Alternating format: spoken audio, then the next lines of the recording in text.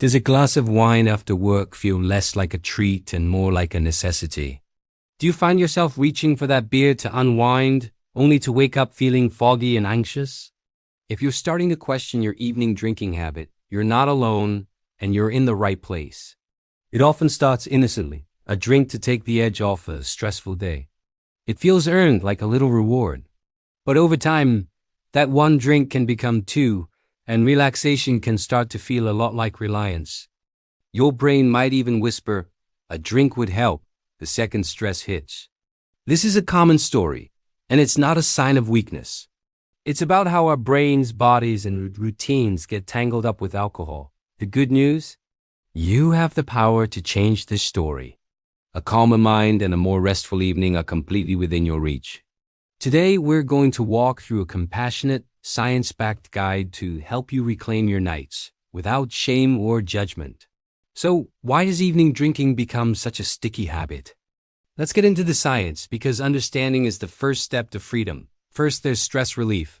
When you have that first drink, alcohol boosts a calming neurotransmitter called GABA and temporarily suppresses your stress hormone, cortisol. You feel that nice moment of release. But here's the catch. Your brain adapts.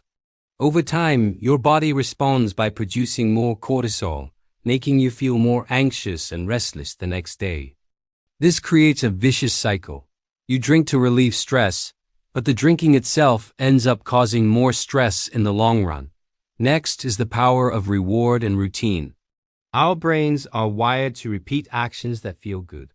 When you pour a drink while making dinner or watching TV, you're strengthening a powerful habit loop. A trigger like getting home from work leads to a craving, which leads to the action of drinking, and finally the reward of temporary relaxation. To change this, it's not about willpower. It's about creating new, healthier rewards for your brain to look forward to. Then there's mental overload. If your days are packed with pressure and decision-making, alcohol can feel like the only off switch. But it's a faulty switch. It disrupts your brain's natural ability to manage emotions, making you less resilient over time. We'll talk about better ways to find that quiet. And what about sleep? So many people use alcohol as a sleep aid, but dozens of studies show it's a trap. While it might help you fall asleep faster, it wrecks your REM sleep, leading to a night of shallow, unrestful sleep. You wake up tired, which only increases your stress and cravings the next day.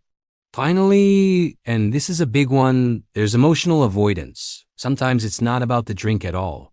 It's about what you don't want to feel, the loneliness that creeps in at night, the anxiety about tomorrow, or the sadness simmering just below the surface. Using alcohol to numb these feelings is understandable, but facing them with healthier tools is an act of true courage. So, how do we start making a change?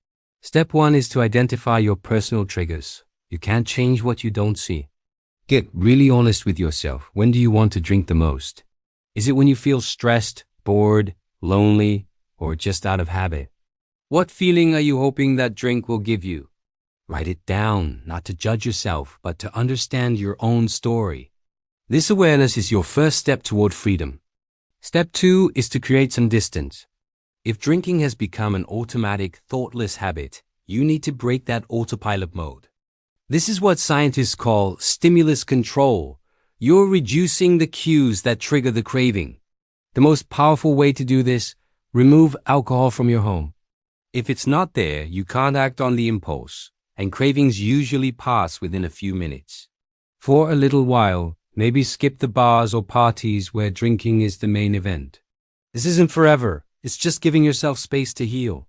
And try changing your at-home triggers. If you always drink in your favorite chair, try sitting on the couch. If you drink while cooking, put on an engaging podcast instead. Create a new environment.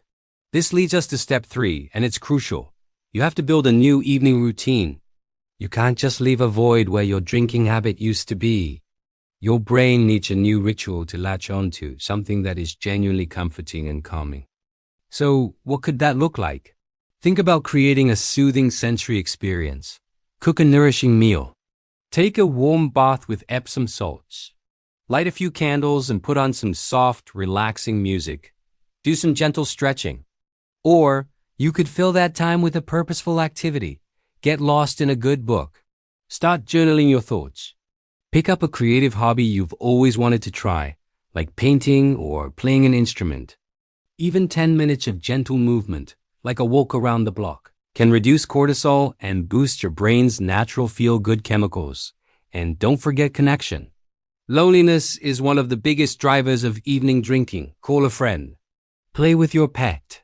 Spend some quality time with your family. Ask yourself, what is something I can genuinely look forward to tonight that doesn't involve alcohol? And then build your evening around that. Now, what happens when a craving hits? Because it will, and that's okay. It's not a sign of failure. It's a normal part of your brain rewiring itself. Neuroscience shows that most cravings are like a wave. They build in intensity, peak after about 3 to 8 minutes, and then subside. Your job is to ride that wave without getting knocked over. One great technique is deep breathing. Slow, deep breaths signal to your brain that you are safe, calming your nervous system. Try a 5-minute distraction. Get up and do the dishes, step outside for some fresh air, or reorganize a drawer. Just do something to shift your focus. Another powerful tool is to play the tape forward. Ask yourself, if I have this drink right now, how will I really feel in an hour? How will I feel tomorrow morning?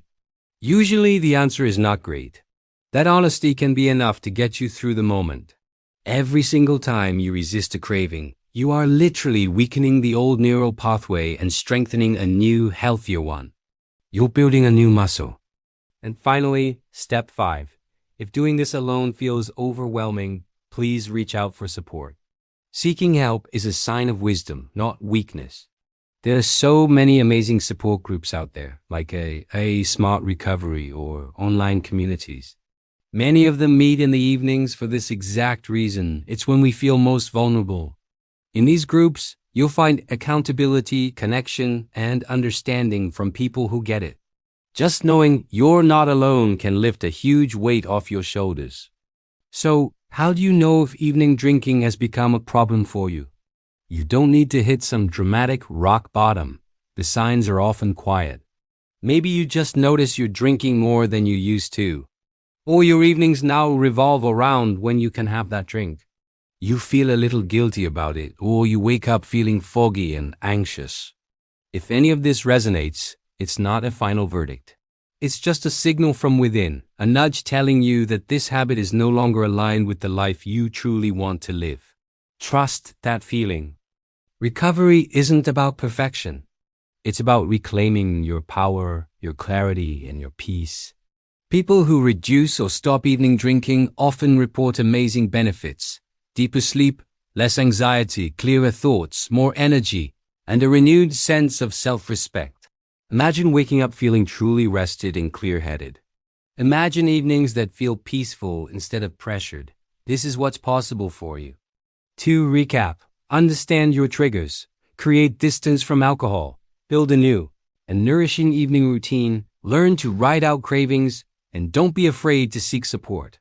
This journey is about liberation, not restriction. It's about gaining yourself back. You have everything you need to change this story, starting tonight. I love reading your comments, so drop your thoughts below. And if you're new, welcome. Please subscribe to join the community. Thanks for watching, and remember to be kind to yourself on this journey. Take care.